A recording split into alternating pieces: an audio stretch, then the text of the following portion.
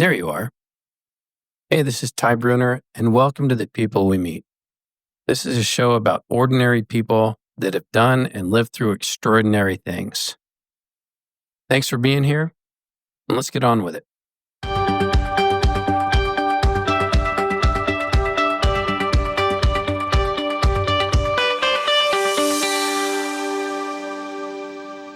Hello, and welcome to another episode of The People We Meet.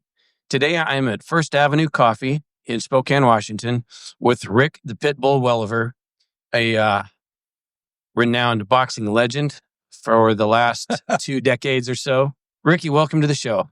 How you doing, buddy? It's great. I'm doing great, and it's great to have you on. It's good. I'm glad I'm on. I've been looking forward to talking to you. This is cool, my guy. So I got several questions for you. I got a few answers. Yep, I figured you would. And we will just launch right into this. And, we either stick to the questions or we don't, or maybe we end up somewhere else entirely different. I don't know. Either way, we're going to have a good time. Okay. Always a good time with you, Ty. Same, unless you hit me. Well, there's no money in it. That's true. All right, you ready? Yep. All right. So, Ricky, you grew up in Hillyard, a neighborhood known for its grit. How did that environment shape your path into boxing? I actually was into boxing. Basically my dad was taking me to the gym in diapers, when I was just not to box, but just to be there with him. And so I was kind of always around boxing gyms as a kid. My dad was a sparring partner for guys, and he could never compete professionally. So the Northeast Community Center up in Hillyard, Diamond Street Boxing Gym, different places that I would go to as a kid. I was just always hanging around gyms and kind of fell in love with the sounds and the camaraderie and the noises and just the overstimulation of every sense the gym brings to you. So it wasn't in Hillyard where I actually got my start. It was up in the Perry district as a kid, and then over in Montana, and then moved to Hillyard when I was 12. So that's when things kind of took off. That's when I had stability in my life and was able to focus on all kinds of sports, boxing being one of them. So where were you born? Spokane. Yeah. Spokane. Spent the first 7 years of my life in the Perry neighborhood. Parents got a divorce, kind of bounced around, ended up in Montana for a while, ended up in Holston, Montana, Kalispell, Montana, and then came back here from, then spent 25 years in Hillyard. So went to junior high and high school there. So you're a Rogers kid. Yeah, proudly.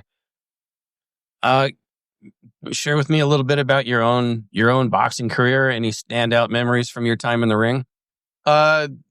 Really, I just kind of turned pro. I loved it. Something my family did. I was a third generation boxer. My dad was around the sport. He could never compete at it professionally because he had a prosthetic foot. And so he trained us boys. And the idea that for me, it was an individual thing. I didn't have to rely on anybody. I could just do it. It was my thing, my glory, my loss. Win, lose, or draw, was put on me. So that's what I loved about it. Well, I never got anything great out of it accomplishment-wise, except just the ability to say I did it. Put it behind. I graduated from boxing. So a lot of people come into boxing for different reasons. It sounds like you were kind of born into it, kind of ingrained in you family-wise. Yeah. I think a lot of people come to it as, a means of trying to learn how to defend themselves because of something that they're facing in their lives. But for you, it was sport, it was family. It became that. When my parents divorced when I was young, my mother moved to Kalispell, Montana, and my dad's brother, my dad was still here in Spokane. So we moved to Montana, and my dad's brother, my Uncle Pat, had a boxing gym over there. And to me, it was the one thing that could keep me connected to my father. And I was doing something that he did, that we did together. So my mom got me involved with boxing actually in Montana after my parents got a divorce when I was 9. And the gym became, a second home.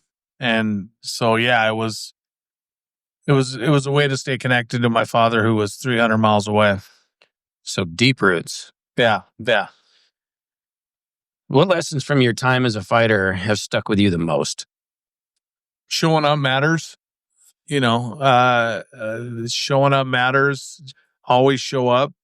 Have a plan. Wake up with an idea. That's the one thing that boxing gives people more than anything, especially people that are on the bottom side of advantage, is it gives them something to look forward to. I grew up in a really weird household after my parents divorced, and there was a lot of chaos. So to wake up in the morning and know that I get to go to the gym that day, So that was most place. Yeah, safe. It was the original safe place for me. That's become a cliched term in today's politically correct, super homogenized. Let's find a safe place, on campus or in a university. So give me a break. My safe place was a boxing ring. A safe place where there was a high likelihood that you could get your ass kicked on any given day. Right. There's more questions that get answered in a boxing gym than anywhere else. Are you brave enough? Are you tough enough? Are you committed enough? Are you going to try enough? That's what a boxing gym gives you those answers. So it's a truth-seeking environment. Do I have what it takes? No, you mentioned that, and the only reason I'm sharing this is because you mentioned this. This isn't about me, but I met you at the Athletes Arena. 1995. Yep, 1995. And I got into boxing for different reasons. I mean, it was like, I decided I was angry about something, and it was a good way to vent my rage, and it was always something that I'd wanted to do. I remember that. Yeah. Do you? Yeah. So Troy McClain introduced us. Yes, he did. Yeah. Yeah, I remember that very clearly. And some of the most important lessons that I learned was that my anger got me absolutely nowhere. Mm-hmm. The first time that I had to go more than a couple of rounds, I was exhausted. Yeah. And the first thing I had to learn was to relax. Mm-hmm. This is my biggest takeaway from the sport, was to learn to relax, because everything came better. Everything came easier. You could last longer. You could think more clearly. Man, it was the only way I could get through those multiple rounds. Yeah. Anyway, that was huge for me, and it was influential for years to come. It still is, no matter what I was doing. And then the first time I met you, you clocked me, man. We sparred, right? Yes, I remember you were adamant about wanting to get in the ring and actually do it. And I'm like, if you remember correctly, I think I said, let's wait on this. And I'm like, all right, well, let's, is that ring a bell? I don't remember that part. What part do you remember? I just remember getting in there with you, and it was... Because I'm not going to get in with somebody that doesn't know what they're doing. You wanted to get in the ring. Like you said, you were frustrated. That's what I gathered from the whole thing. I don't think I was frustrated then. I think I'd actually learned something, but you were there. Yeah. And I wanted to get in the ring with you. Just, even if I never saw you again, I'd be like, hey, I got in there with Ricky Welliver. Yeah. You did good. That's the way I remember it. I remember you hit me really hard. Might have seemed hard, but I guarantee it wasn't full force. Okay, moving on. So the fact that you wanted to do that, look what you learned about yourself. That's what boxing does. It totally rips you open.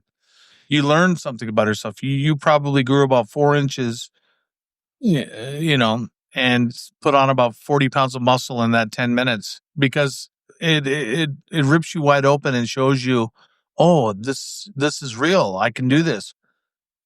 I hope it did. That's what a boxing gym and a boxing ring does. It rips you wide open. Shows you to the world. It did. And strangely enough, I found a sense of peace there. Absolutely. Because, and this wasn't with you, this was with, was the first time I'd ever gone like 6 consecutive rounds. Mm-hmm. And it was with, Troy? No, not Troy. The guy that was working with him, the Hispanic dude. Mario. He was with Mario. So Mario Martinez, he was in my gym for a while. Me and him actually fought on a pro card together. Really? Yeah. Well, he was pretty freaking impressive, and he taught me an awful lot. And by the time we finished 6 rounds, I was like, it was freaking emotional. Mm-hmm. Like I hugged Mario. Like I had never felt like this. I mean, there's, your schoolyard fights and all that where you're buckles with the guy after you get done fighting because everything's all hashed out. But after that, for whatever reason, I mean, I hugged Mario, man. Yeah. It was like... He was a good coach. He was a great coach. Yeah. And so were you. Thank you. So that was back in 1995. Yeah. And then I remember you moved on to the Spokane Karate Center, and then you opened your own gym in 2001, right? Yeah, I was coaching in different places and still competing as an amateur. And then I wanted to make a comeback in 2001 after an injury I had and fight again. And me and my brothers needed a place to train. And the Spokane Karate Center was literally abandoned. Mm-hmm. So I called the landlord and said, can I pick up the lease? And picked it up as a place for us to train. And the next thing you know, people started showing up and had to move to a different, bigger facility. And we're in our third facility now. Third or fourth, depending on how you look at it. One was a temporary setup, but yeah, we were on Sprague for a while. Yeah, and I remember that because that was kind of where we parted ways, because when the Athletes Arena closed, I moved farther up north. My career kind of, I started my career and I just couldn't get down there. And anyway, so I think the setup that you have now is really interesting, especially the part of town that you're in, because your gym isn't just about boxing. It's a space for personal growth and community. How do you balance training fighters with mentoring youth? Because I know you do both, and you do both quite effectively. I just think you meet them where they're at. It's everyone in the gym gets treated the same, whether you're a boxer, whether you're white collar, you're blue collar, black, white, gay, straight, girl, guy, young, old, doesn't matter. Earlier today, we had 2 federal public defenders working out with 3 Hells Angels. Yeah. Yeah. Think about that. Yeah. 2 Hells Angels, so everyone gets along, and you just got to kind of meet people where they're at. Different personalities, different strokes for different folks, but the rest of the world would be a better place if it was like a boxing gym and everyone gets treated the same. Everyone's included. We live in a world now where we're trying to tell certain people you're not welcome, you're not allowed, you're not invited. But a boxing gym is the exact opposite of that. So it's everyone gets treated the same no matter what. So keeping anonymity and privacy. You shared something with me this morning. Yeah. Do you mind sharing that a little? Just kind of the short, the comfortable version of what you shared with me this morning about the girl? Yeah. Oh yeah. We have a couple girls that work out at our gym that used to be women of the night, so to speak, addicted, and had no options. And my whole thing is, if you can stay sober for one day and you go to a meeting and give me a 1-day coin of sobriety, we'll train you for free. And what's happened now, we're 3 years into this with this particular gal that likes to work out at different times of the day alone. And she's going on 4 years, I believe. We're 3 years into this, so she's going on 4 years of clean and sober. And she doesn't want to be in the gym with everybody else, so she'll work out late at night or early in the mornings by herself. And she's living life right. She's getting it done. She's been, she's accepted where she's at, what she's doing. But the gym is sort of her yoga. It's her meditation, if that makes sense. It's her safe space. She's included. So that picture that you showed me, yeah, like when you first showed me that picture, I was a little distracted. I mean, you had a visitor that we were talking to. Yeah. I was thinking, okay, where are we going to set up my shit so we could do this interview? Sure. But since then, it's kind of filtered into my brain housing group a little bit. And I'm thinking, like, what time the picture of her looking through, the picture is looking through the glass at her hitting the bag. 11 o'clock at night. It was 11 o'clock at night. Yeah. And I don't know, the more I think about that, the more profound that picture seems. I was walking past the gym in the alley and heard the bell. Oh. And then I heard the speed bag. She was hitting the speed bag. I'm like, somebody's in my gym. Look around the corner. And this has been about 2 or 3 times in the last year or so. I'll realize somebody's in the gym when I'm walking past. Sure. Or I'll get a phone call or a text message from the people that live across the street from the gym. And they're like, your lights are on. It's 2 a.m. Your lights are on. It's midnight. Somebody's over there. I'll go check it out. And it's always somebody that has the door code and come and go as they please. And, Well, I noticed that box. Like the last time I was in your gym, I didn't I didn't see that box. Maybe it's because it wasn't open. What's in that box sitting on sobriety coins? We have 1 day, 1 week, 1 month, 3 month, 6 month, 9 month, 12 month. I have a 25-year coin in there. People that are going through recovery, if they're trying their best to find a safe space, so to speak. If they can't afford to pay me, a lot of people do pay me, but if they can't afford to pay me, they can pay me with the recovery coin. Keep going to meetings, keep showing up, show up to the gym like you show up to a meeting, and go through the process of healing. Pay me with a coin. And to be clear, I mean, looks like a cigar box. Yeah. There's not a dozen things there's not a dozen of those things in there. There's 50 or 60 in there. Oh yeah, it's close to 100 probably.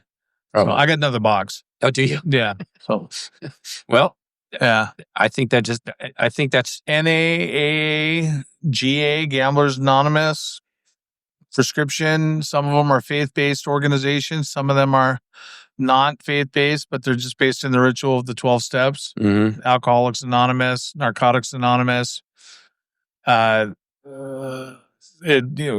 organizations. But if you're in recovery and you need a place to feel strength, come to the gym. I'll train you for free. If money's an issue, I need money to stay open, but by and large, we don't really care about that. No, I kind of gathered.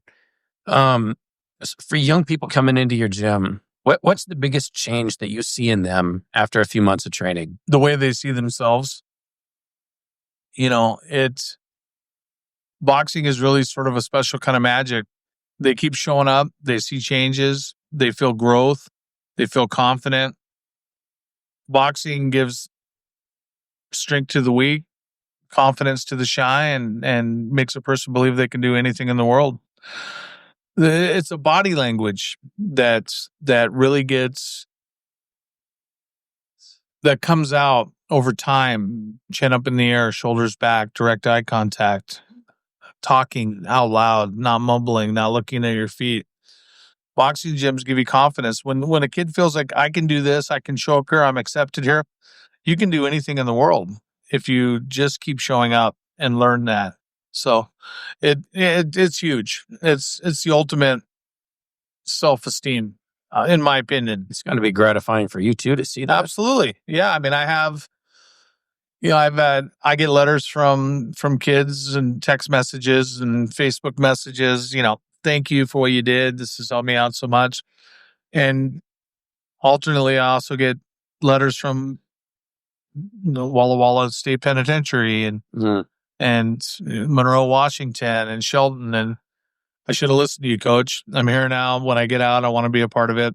So it's those lessons sometimes that the gym teaches you, you realize them and learn them too late. But the kids that get it and go, they come back better people. So when you started this whole thing out, like this is your personal evolution too. When you started, you just wanted to box. You wanted to be a part of it. You wanted to be, I mean, you had, I'm guessing, because we didn't really talk about it, you probably had your own individual quest. Yeah. Somewhere along the way, you became way less about yourself and way more about the people in your community. Yeah. And you've now established yourself as a pillar of the community. Well, I don't know about that. I appreciate that. Those are kind words. You have to step outside of yourself and realize why you're doing what you're doing. For me, I got involved with boxing to have an identity as a young man, to be like my dad. And then when I went back to it years later, it was to extend my career. Well, the next thing you know, you've got a business and you're looking outside and there's some 9-year-old kid like I was, some 12-year-old kid like I was, looking inside of the glass, the window, wanting to watch. I said, well, come in here, check it out. And I've always been in really depressed parts of town, my gyms, because I think you have to be near that to feel that, to understand it. And those are the kids that you want. You want the kids that are hungry. You want the kids that are looking for something different. So that's why I've never, you want to, I'll give you a little tip. You want to watch, whenever you watch a fight, watch a person's body language first. Who's got great body language? That'll tell you something about them. But then listen to where they're from. You're not hearing about a lot of great fighters from Beverly Hills. You're not hearing about a lot of great fighters from Lake Tahoe. But you're hearing about guys from Mexico, Guatemala, the Stans, Kazakhstan, Uzbekistan, Detroit, Philadelphia, those kind of guys. Those are where the great fighters are bred. And who wants it more? The guy that's the hungriest, the guy that's struggled the most, the guy that's had to persevere and overcome. That's why I put my gym in those kind of neighborhoods, and those kind of kids gravitate towards boxing. But I'm getting white collar kids now too, which is great. I mean, tough is tough. Yeah. No matter what. Tell me about the body language. Like, what are the identification points that you look for or that you pick up on? Eye contact. Yeah. I can't coach you if you can't look me in the eye. I can't coach you. I can't communicate with you. You have to give me your eyes. First thing I tell people. Speak up. So, and this wasn't on my list of questions, but this just kind of came to me. So, with everybody so engrossed in social media and their cell phones, and you've been in this game now for decades, have you noticed a shift in how kids talk or communicate with you since the rise of the smartphone? Oh yeah, totally. There's a serious disconnect, and it's not even how they communicate with me. There's been a difference. It's how they communicate with each other. How kids seem to be the ability to socialize and get to know the person that's 10 feet away from you physically is harder for them than it was for us, from our generation and our parents and grandparents. There's a severe disconnect. Give me your eyes. I got to talk to you. Some of the greatest conversations I've had with some of the kids in my gym have been through text messaging or messenger because they don't know how to look you in the eye and orate, push it out of themselves, tell you how they feel, but they can write it down. So meet them in that spot. But body language is a huge thing. It just matters. I was talking to an actor one time, Academy Award-winning actor that was in town. And he was up for the Bourne Identity to play Jason Bourne, one of the guys to play Jason Bourne. He didn't get the role. But he said he was told by the director, go hang around a boxing gym. Watch how boxers enter a room. Watch how they walk. Watch how they carry themselves. Not just boxers, but MMA and karate and martial arts. But he specifically told this guy, this actor, go look at the way boxers walk into a room, the way they stand, the way they carry themselves.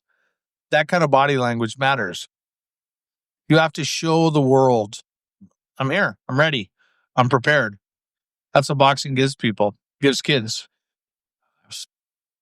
I don't doubt it in the least. Yeah, I know what it taught me. I don't think I was ever this. I was never. I looked at things a lot differently after that. And were you better for it? Absolutely, absolutely, in a multitude of ways. And it was something you did pretty well. You were on your way. You did it. You passed the test. You got in the ring. You did a few lessons. You did more than a few lessons. You were with Mario for a while. Those are good things, Ty. Yeah.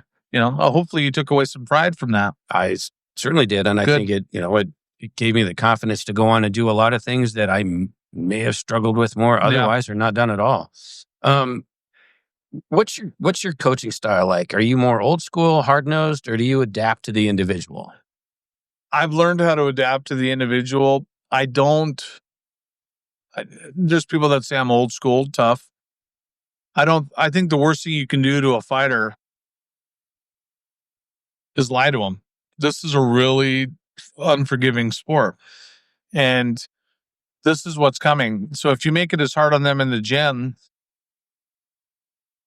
that'll transfer over into a fight. When things get tough in the gym, you're prepared for it to get tough in a fight.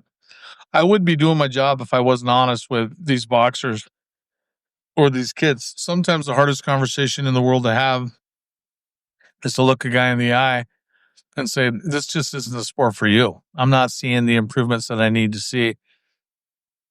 You tried. Yeah. Pat on the back. We live in a world now where everyone wants to get a trophy. And we live in a world now where everyone thinks that they should have the right to. But boxing is unforgiving and it hurts you. Yeah. You can play football. You can play basketball. You don't fucking play boxing. Yeah. Well, it's one of the few sports you don't play. And it's tough. So to tell a girl, this ain't the sport for you. You can still be a part of this team, but if I don't see improvements quickly, you're not going to compete because you're going to get hurt. That's what this sport, it's not Rudy. You're not going to eventually see the field. mm-hmm. You eventually see a ring, you're going to wake up unconscious or broken. Boxing is a good sport to let a person know that they're not that special. Yeah, exactly. You know who gets more out of a boxing gym than kids that are being bullied? The bullies. Mm. They realize pretty quick, maybe I'm not all about that. Yeah. You want to act like a tough guy? I'll treat you like one. That's a rough lesson. Have you ever had a fighter or a gym member surprise you with their growth in the ring or in their personality? Because you get, this is definitely being in the people business, and I think you get a pretty good idea of what somebody's about when they show up at your door. Yeah.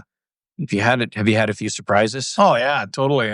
Some of the most unlikely people that you would think would be great at this sport they rise above what they appear to be. They rise above everything, their elements around them, their atmosphere, and they dare to be great, and they kind of reveal themselves to you the way an actor would or an artist would. Like, this is who I am. And it's like, wow, that just happened. To see a kid realize he could do more than he ever did, those moments are why I coach. It's the best feeling in the world to see somebody grow in that moment.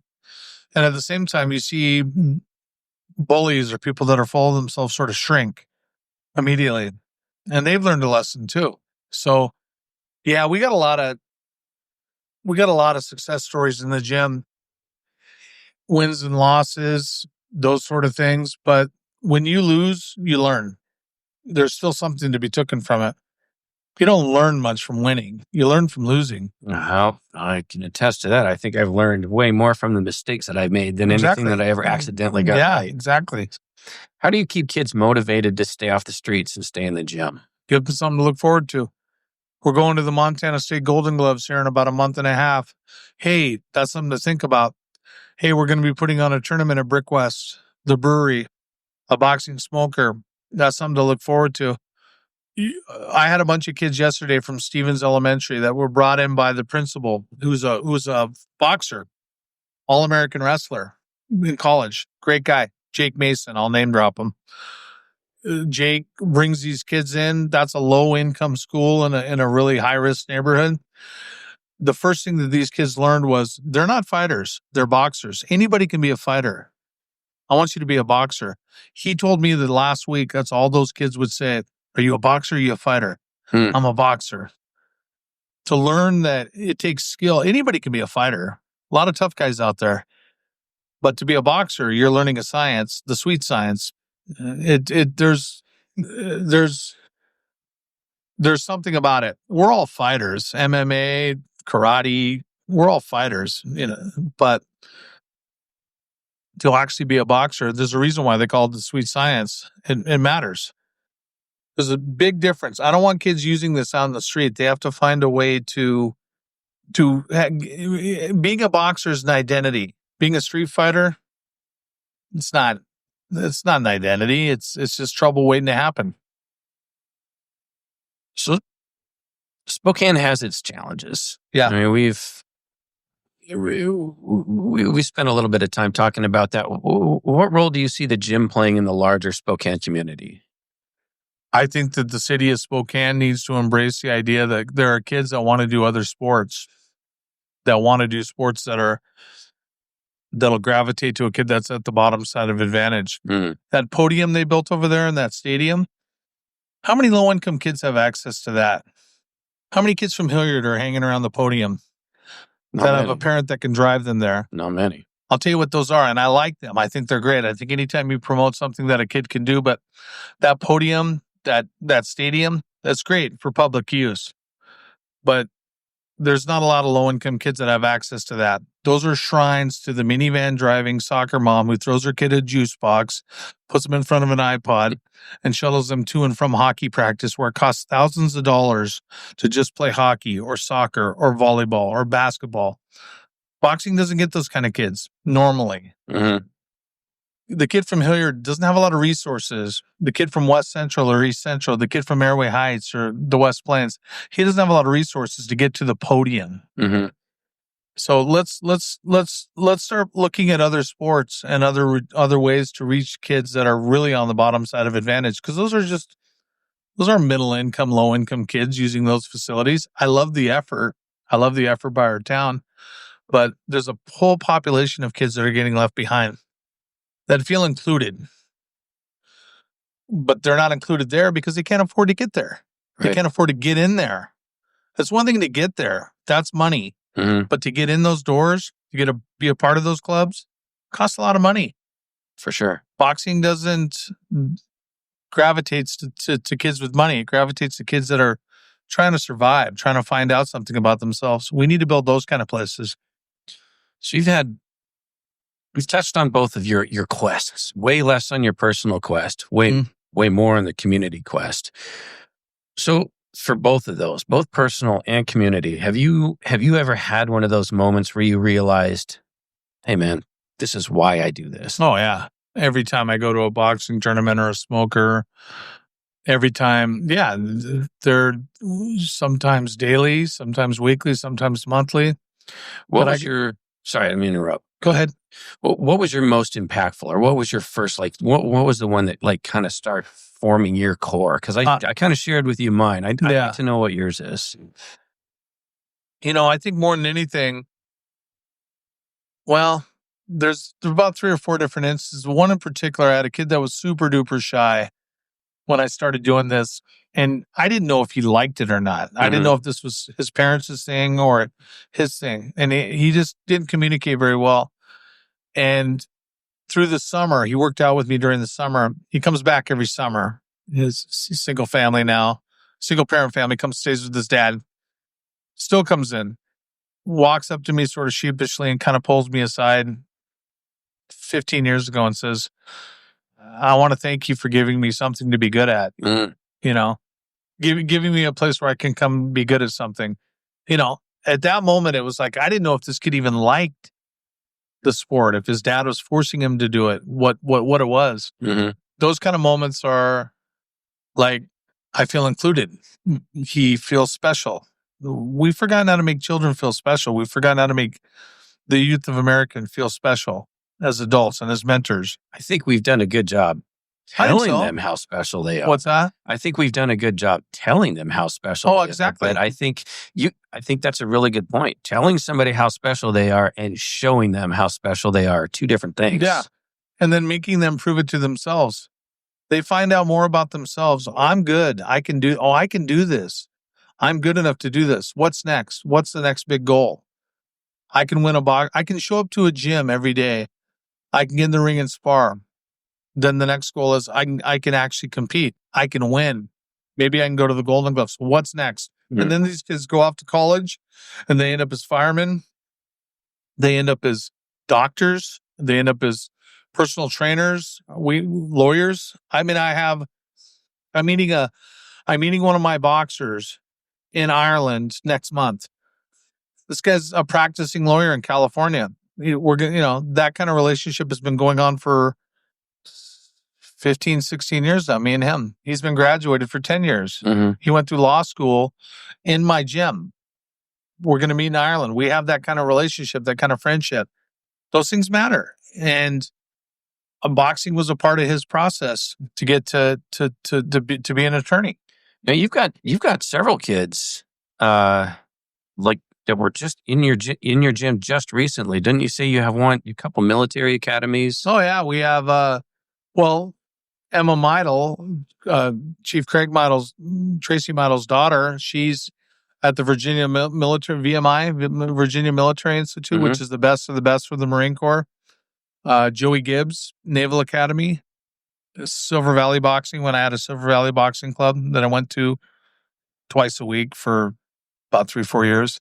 He's at the Naval Academy. Mary Mastovich, Air Force Academy. So yeah, they came to me boxing wise and went on and did these other things.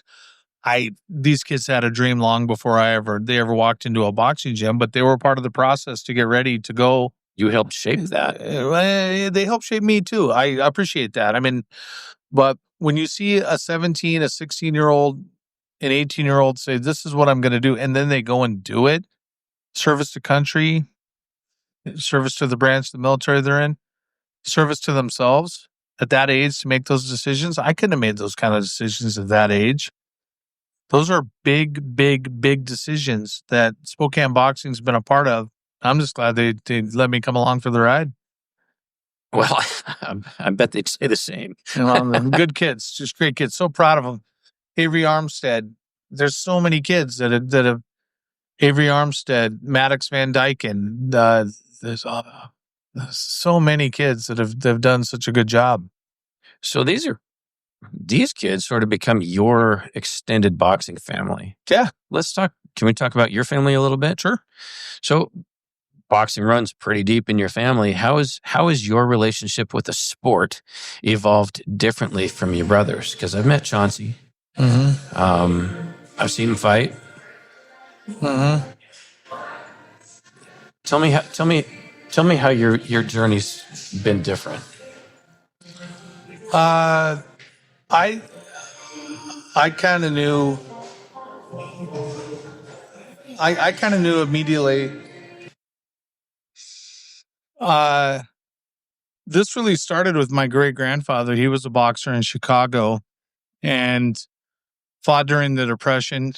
Fought with two different names. Welliver and Kelly was his last name. You could only fight one on the north side or the south side of Chicago. My grandfather, his son, was a Oregon Golden Gloves champion. My father was a fighter. He was never allowed to compete because he had a prosthetic foot, but he was good enough to get in the ring with a lot of guys, worked out with a lot of pros. And then my brothers, we all boxed. And we kind of all have had different careers. I probably had the least accomplished. I did. I knew exactly what I wanted to get out of the sport. Both of my brothers were much better than I am. Depends on how you look at it, Ricky. Well, I mean, as far as accomplishments in the sport of boxing, they both saw the world. They both competed against top level competition. I was a regional fighter. If they're the major leagues, I was double A.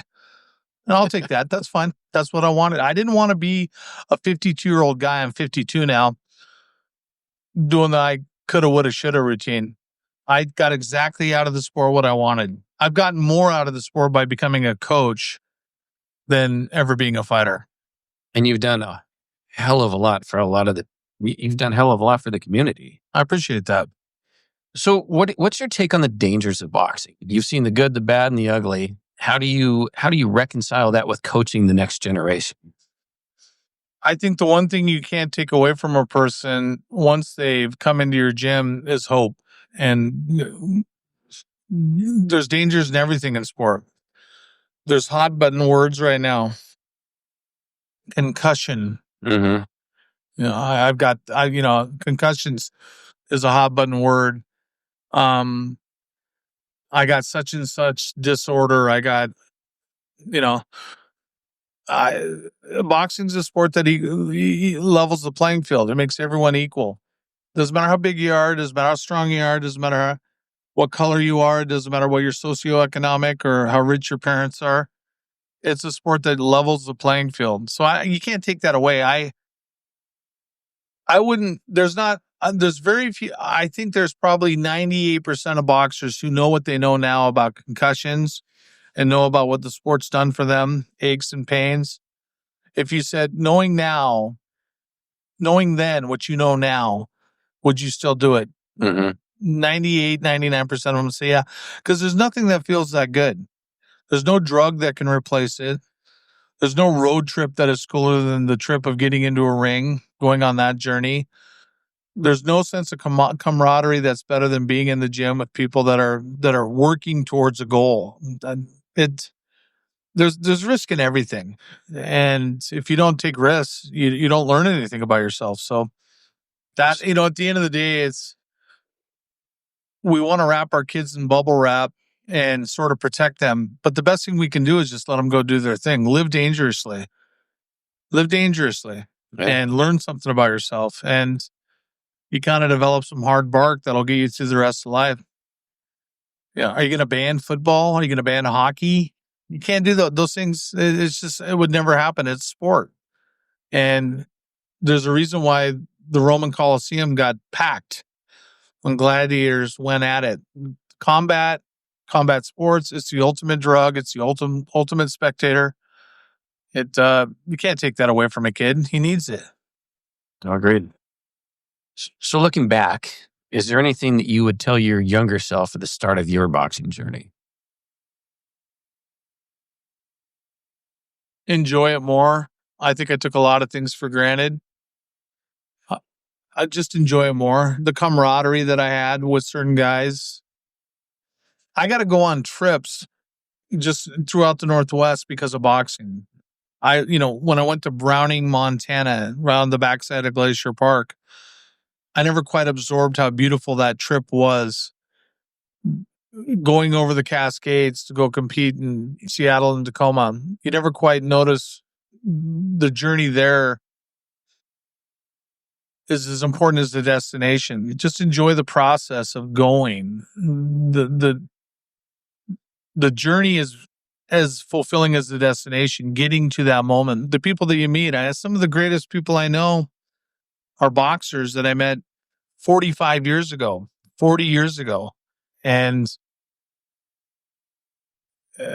just enjoy it more. Pay more attention because it goes by fast. I tell these kids all the time, Ty, all the time, you're going to wake up, you're going to be 52 years old, and you're going to wish you did more. So do it now. If you're going to do something, do it with passion. Love what you do. If your parents send you outside to mow the lawn, do it with passion. Love it. Love every minute of it because it's gone. You're going to wake up, you're going to look in the mirror, you're going to be 52 years old. I have no coulda, woulda, shouldas. I did exactly what I planned to do, which is be a pro boxer and be a coach. So I wished I could have enjoyed it more in the moment. That is super solid advice. Yeah. Thank you for that. You forget conversations or moments.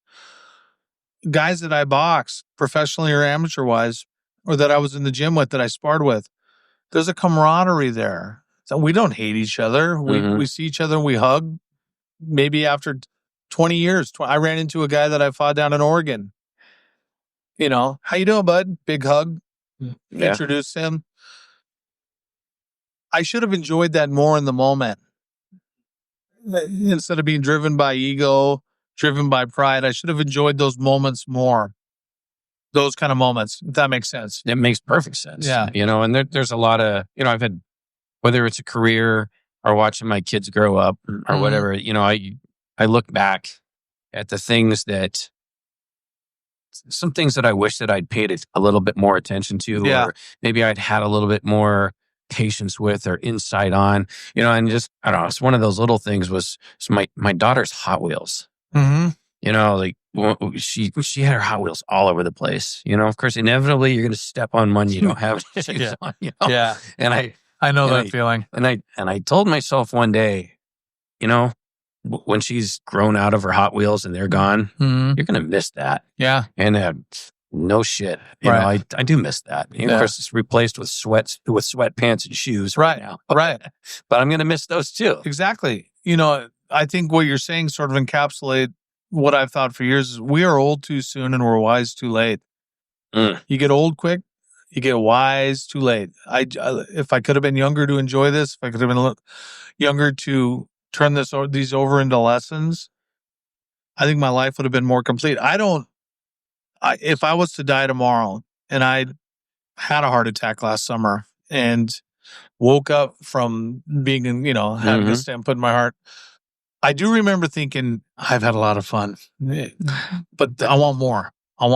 Yeah. And you check the boxes. Shoulda, woulda, coulda. I don't want to be that guy. But yeah, it took me a while to learn you're old too soon and you're wise too late. And a lot of people never learn that. Right. Yeah. So what's next for the Spokane Boxing Gym? Any big goals or visions that you're working towards right now? I want to keep promoting fights in our town. I want to make our Brick West Boxing. We're coming up on our 4th Brick West Boxing event. We put consistently about 500 people on their deck every year. People love coming to that event. I want to make Spokane a hub for the Inland Northwest. I want to keep putting fights on. I want to revive boxing in small towns. I think Sandpoint's a town. The Silver Valley needs to get boxing going again. When I was a kid, Kalispell, Montana had 2 boxing gyms. Libby, Montana had a gym. Troy, Montana had a gym. Bonners Ferry had a gym. Sandpoint had a gym. Post Falls had a gym. Coeur d'Alene had a gym. The Silver Valley had a gym. Those are gone now. Mhm. I think we need to revive the boxing culture in small towns, but I want to see Spokane become sort of the hub of the Inland Empire, the hub of the Inland Northwest, where people want to come to competitions in our town. They want to fight outside on a deck. They want to fight underneath the pavilion. They want to fight under, Yeah. I want people to see our town differently through boxing, but I also want it to be the place where boxers want to come, like it used to be in the 80s, 70s. Yeah. Especially the 70s, but the early 80s, this was the coolest place to come. Yeah. Yeah.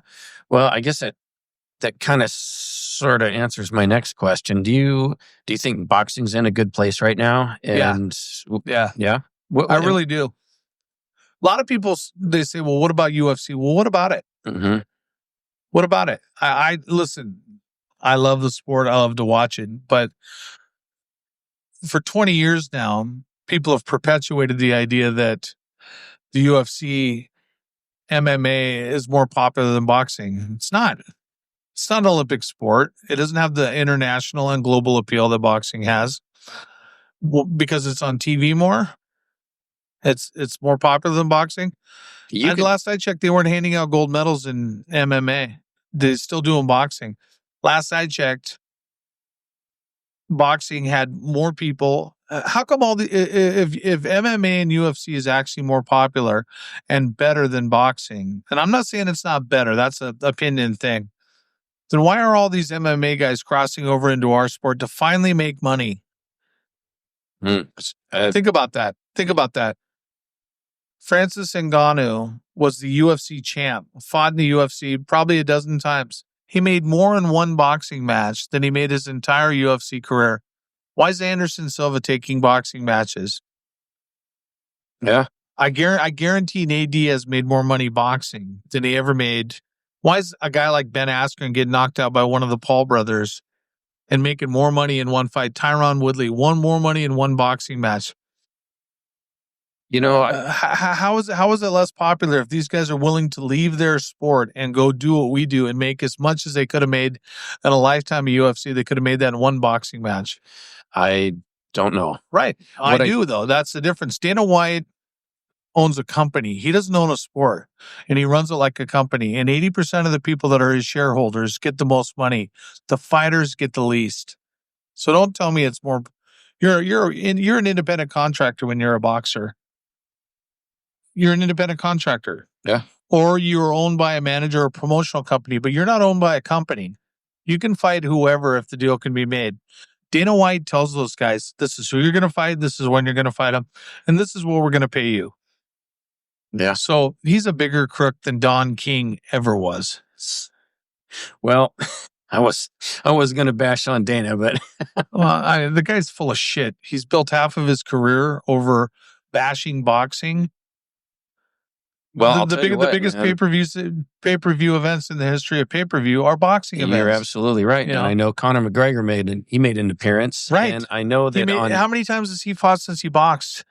I don't think once, twice. Yeah, and he don't need the money. And it wasn't because he couldn't get a fight. Right. He got $250 million being a boxer, not being an MMA guy. I think there's two disciplines that make my ears perk up a little bit when I'm listening to the fight card, and that's boxing and jiu-jitsu. Yeah. And but that's obviously not the business side of things. Yeah. But I love our local MMA guys. To watch Mike Chiesa fight is so cool. To watch Juliana Pena fight. Mm-hmm. Brady, he said, I love watching these guys. Pablo Alfonso out there on Trent is really training some good fighters and is a quality guy. I love what's happening with our town. Our town has got the UFC women's champion. Our town. That is huge. Mike Chiesa is one of the coolest. Brady Hestad's going to be in the mix for years. Mm-hmm. It's cool. It shines a light on our town. But you know what else we have? We also have a 10-year-old girl from Spokane boxing that just won the national silver gloves. Really? Right. Maybe we coached her. 10 years old, national silver gloves, the most prestigious tournament for kids 8 to 15 years old. She won it down in Is that right? Missouri. You know, yeah. I do a Voices of the Kids segment. Yeah. It'd be cool to have her on. Oh, she's rad. She's the best. A lot of talent in this town. So I got another question for you. It's a little bit of a closer question.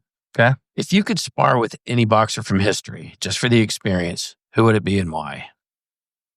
Oh, wow. That's a good question. Well, the cliche and the easy thing to say is Muhammad Ali because he was so much more than boxing.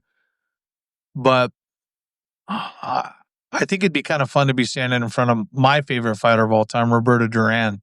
That guy. I just watched his movie. Yeah. Not so long and it ago. was, I mean, he's, if there's a Mount Rushmore of boxers in my mind, he's on it. I think he's the greatest fighter I've ever seen. I'm not going to say he's the greatest fighter ever. I think that was Sugar Ray Robinson. But Duran, to be able to stand in front of that guy and just kind of watch little subtle things he does, that'd be cool and an honor. I've been in the ring with national champions. I've been in the ring with world champion professionals, and it's very apparent very quickly that these guys are next level. They're savants. They're so good. It's like I don't belong in here. It was a lesson learned. But to be able to stand in front of Roberto Duran and see little things that he does, that would be my guy. Yeah, there's several of those guys that just absolutely fascinate me. Right. Him, Sugar Ray. Yeah. Sugar Ray Leonard, yeah. And I know you say it's cliche, but I just love watching Muhammad Ali move. Yeah. Just the way. When I say it's cliche because it was so much more than the heavyweight champion. Here was a guy that they wanted to take everything away from because he would not bend the knee to our government. I ain't going to go fight no guy that nobody from the Viet Cong ever called me the N-word. Yep. You know, I mean, he was willing to lose it all and lost it all. Lost 4 years of his life because of what he stood for. Sure. That kind of guy that doesn't work anymore, Ty. There's too many people that are behind, how many people are telling LeBron James what to say and do?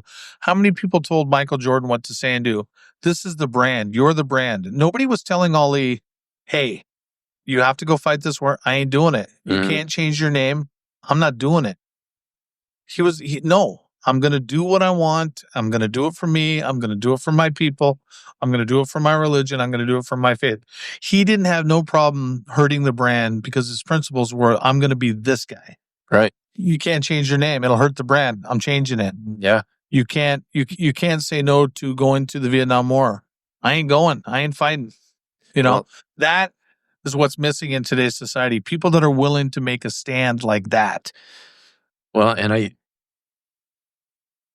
I don't think I would want to spar with Muhammad Ali because it wouldn't be fun for either one of us. You never get close to him, yeah. Just being in the presence of the man would be... Right. I wished I could have seen him up close. I just, he was... But to me, Duran is mythical. That's my guy. Yeah. Oh, yeah. Well, I'm out of questions for you. Okay. Is there anything else that you'd like to add, or is there anything else you'd like to discuss, or do you have any questions for me? I appreciate you doing this, asking to do this. I mean, you're on to some really cool podcasts for the thing. It's good to see you getting to this when it's on the wave up. Keep doing what you're doing, man. You're preaching the good word. You're doing good things. You've served your community. You've served your country. I'm proud to know you. So Thank you for proud to know you too. And thank you for the time. And thank you for being here, and I've appreciated all the lessons over the years. All right. Take care, brother. Thanks, brother. Yeah. Well, that's it for this episode of Ty Bruner Presents The People We Meet. Thanks for spending your time with me. I got a couple of shout outs. First to J-Mac at Studio 42 for his audio mastery. I'm stoked to have him in my corner because, a lot of guys want him to be in their gang because he's pretty good with the bow staff. Next up, thank you to Heather at Ravenous Raven Design for my badass website, for spoon-feeding me all this new tech stuff, and for never losing patience with my endless questions. And to you, my listeners, you're the reason I keep doing this. This isn't just about hearing myself talk. It's about the stories, and it's about you. If you know someone incredible, someone whose story just has to be told, or if you just want to reach out and say hi, I'd love to hear from you. Hit me up at thepeoplewemeetpodcast.com or shoot me an email at ty.thepeoplewemeetpodcast@gmail.com. I want to know who you are and where you're from. Thanks again for tuning in. I'll catch you next time, and until then, party on and be excellent to each other.